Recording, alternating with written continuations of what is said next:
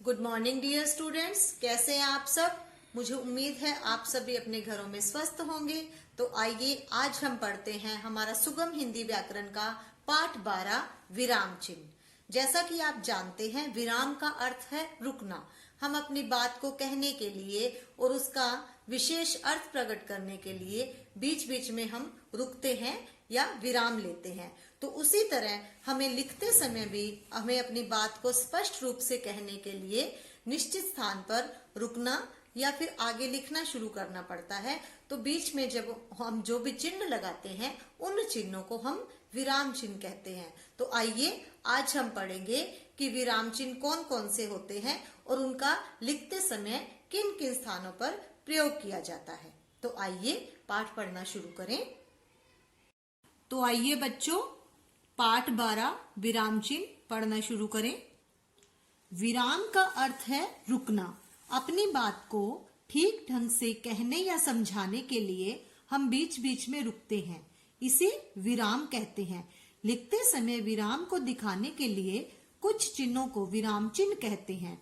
चित्र देखकर नीचे लिखे वाक्यों को पढ़िए।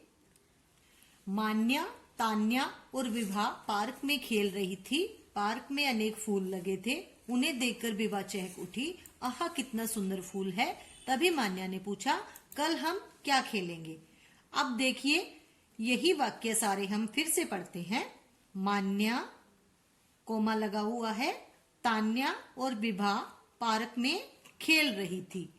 उसके बाद हम थोड़ा विराम लेते हैं तो पूर्ण विराम का चिन्ह लगा है। पार्क में अनेक फूल लगे थे, विराम चिन्ह। उन्हें देखकर विभा चहक उठी। आहा, विस्मय बोधक, कितना सुंदर फूल है। फिर विराम चिन्ह। तभी मान्या ने पूछा, अल्प विराम, कल हम क्या खेलेंगे। प्रश्नवाचक चिन्ह। अब आपने ध्यान दिया कि पहले अनुच्छेद में विराम चिन्हों का प्रयोग नहीं किया गया है, इसीलिए बात ठीक ढंग से समझ में नहीं आ रही है। दूसरे अनुच्छेद में विराम चिन्हों का ठीक से बात करने का ढंग समझ में आ रहा है। अतः हम कह सकते हैं कि पढ़ते या लिखते समय वाक्य में रुकने के लिए लगाए गए चिन्हों को विराम चिन्ह कहते हैं।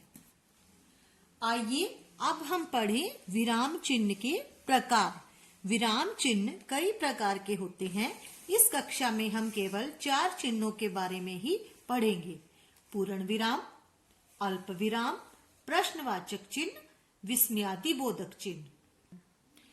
आइए सबसे पहले पढ़ते हैं हम पूर्ण विराम के बारे में। वाक्य पूरा होने पर पूर्ण विराम लगाते हैं।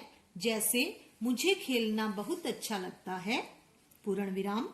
सचिन तेंदुलकर मेरा हीरो है। पूर्ण विराम का चिन्ह। अल्प विराम। पढ़ते या लिखते समय हम जहां थोड़ी देर के लिए रुकते हैं वहां अल्प विराम लगाते हैं। जैसे, सीता, मीता और शिबू मेरी दोस्त हैं। सीता के बाद यहाँ पर देखिए अल्प विराम का चिन्ह लगाया गया है। प्रश्नवाचक चिन्ह।